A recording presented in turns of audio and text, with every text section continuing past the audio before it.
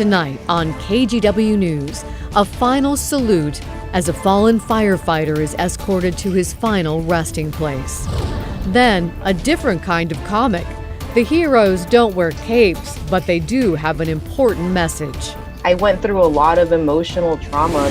And relief as we hit a turning point in the Omicron surge. But first, healing together. We need to be here for our community, everybody, and support them. Runners and walkers take a lap in honor of a Vancouver police officer. Your news starts now. Thank you for joining us. I'm Laurel Porter. We start tonight in Vancouver, where many joined together to remember the life of Officer Donald Sahota. The Vancouver police officer was shot and killed last Saturday. Alma McCarty shows us the honor mile in his memory. All right, good evening, everybody. On the track at Hudson's Bay High School in Vancouver, The community needs to heal as well. people of all ages and law enforcement officers from multiple agencies All of our runners up front, line up in honor of Don. and begin the mile. Let's go. With every lap and with every step, remembering the life and service of Officer Donald Sahota. As I was going by, I'm thinking, oh my,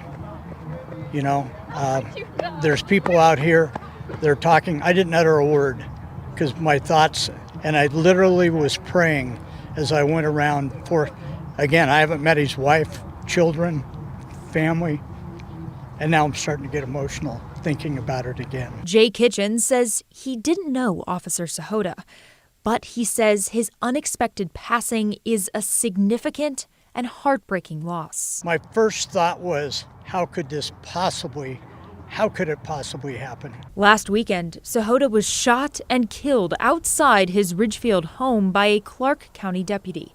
The deputy apparently mistook Sahota for a robbery suspect that had fled to Sahota's home and attacked him. When I first heard it happened, I broke down in tears. Jason Hattrick organized Friday's Honor Mile. He's the founder of Kindness 911, a nonprofit connecting first responders with the communities they serve and highlighting acts of kindness. I never got to meet Don. However, several of my officers have reached out to me who were very, very close to Don. And all I've ever heard is what an amazing human being he was. On duty, off duty, it didn't matter. Great dad, great husband, just a great human being. Hattrick says he hopes these laps help this community, these first responders, begin to process the grief and the loss. The importance of tonight truly is we are bringing community together because people need people to heal. Relationships are powerful, and to heal in isolation is really hard. And to get, I don't know how many people are here walking the track tonight, it's powerful. You don't do it for numbers, you don't do it for likes, but you do it for every single heartbeat that's walking the track. The memorial service for Officer Sahota will be held on Tuesday, February 8th at A. There's also a memorial fund for monetary donations to the Sahota family that's set up through Chase Bank. Such an emotional night, Alma. You could just feel it, but it really is comforting to see the kind of support that the family and the Vancouver Police Department are getting. Thank you so much for that story. Now let's get you caught up on tonight's other headlines. A procession escorted the body of a fallen volunteer firefighter back home today. Fellow firefighters and community members lined the highway as the body of Austin Smith was taken to a funeral home in Newburgh. The 30-year-old died battling a barn fire in St. Paul yesterday morning. Smith's family has been in town for generations and helped start the St. Paul Rodeo. Austin leaves behind a wife and extended family. COVID cases are dropping in 49 out of 50 states. This comes as the Omicron surge appears to be easing up. Case numbers are trending downward in every state except Maine. The chief forecaster at OHSU told us the number of people in Oregon hospitals with COVID should peak this weekend. He predicts COVID hospitalizations could recede to pre-Omicron levels by the end of March. And Mayor Ted Wheeler has officially signed an emergency declaration that prohibits camping alongside busy streets and highways.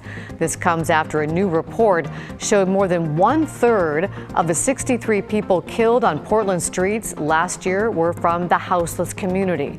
The mayor said it will take weeks, if not months, to clear out camps.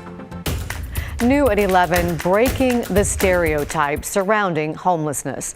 That's the goal of a new comic book featuring 10 students from Portland State University. Bryant Clerkley joins us with more. And Bryant, you interviewed one of the students featured. That's right. Hey, Laurel, the comic profiles students who have dealt with housing instability. And it's a big problem at PSU. In one recent survey, the school found as many as 44% of their students were experiencing housing instability.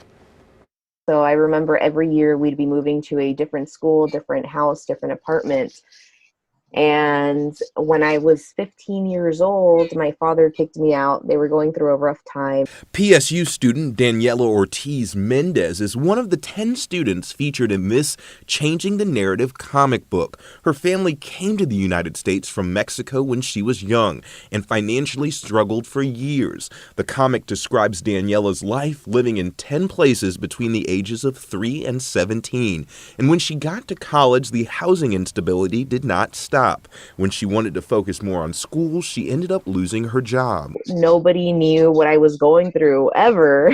My teachers didn't know, and even most recently, my clients didn't know what losing this job meant to my housing instability. So it was beautiful. They were able to tell the story of from then until now. Dr. Casey McKinney works in the Urban Studies and Planning Department at PSU. She created the project to help inspire change in the way people think about housing instability. Dr. McKinney put out a call for students who've had these experiences. They were interviewed and artists turned those stories into a comic book. People becoming homeless because they were living in poverty as a child, or people who were had an injury and they lost work, and so then were financially unable to find housing, or they were discriminated against in trying to find housing. A 2019 PSU study found out of 3,500 students, 44% had experienced housing instability that year. Daniela finally has her own apartment and stability. She says she wants to spread awareness about the issue. I went through a lot of emotional trauma based off how much I had to move, the places that I had to live, the people that I had to live with. It was a lot. Now, this comic can be found at street root vendors across the city. There's also an exhibit that will showcase these stories at the Downstairs Gallery on Southwest Yamhill Street, February 12th and 13th. Laurel? I want to pick up one of those too. I know you did. Thank you, Bryant.